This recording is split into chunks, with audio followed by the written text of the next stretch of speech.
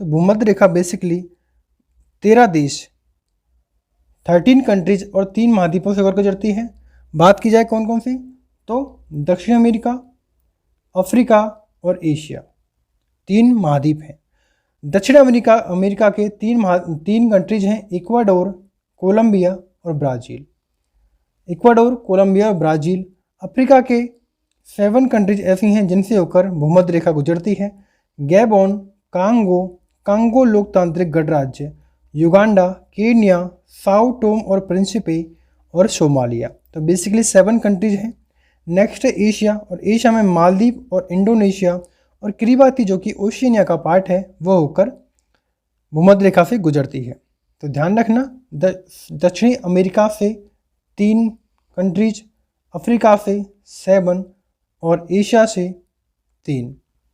एक बार हम मैप में चर्चा कर लेते हैं भूमध्य रेखा की। तो भूमध्य रेखा आपको याद रखना है, नॉर्थ अमेरिका से होकर नहीं गुजरती है, साउथ अमेरिका से होकर गुजरती है। देखे जाए तो ये है भूमध्य रेखा। तो इक्वाडोर, कोलंबिया और ब्राज़ील।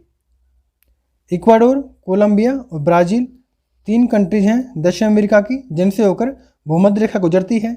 आगे जाकर यह अफ्रीका से होकर गुजरती है, और अफ्रीका की 7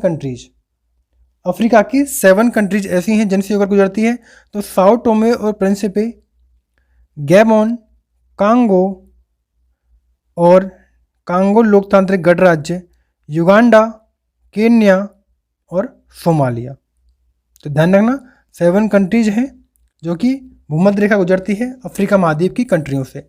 नेक्स्ट है हमारा इंडिया। तो इंडिया की बात की जाए तो इंडिया में मालदीव, इंडोनेशिया और किरिबाती जो कि ओशिनिया का पार्ट है उससे होकर भूमध्य रेखा गुजरती है। एक बार हम रिवीजन कर लेते हैं कि भूमध्य रेखा किससे होकर गुजरती है। तो भूमध्य रेखा दक्षिण अमेरिका के 3 country, Ecuador, Colombia, Brazil. Africa से गैबोन, कांगो लोकतांत्रिक गणराज्य, युगांडा, केन्या, साओ टोमो और प्रिंसिपे, सोमालिया।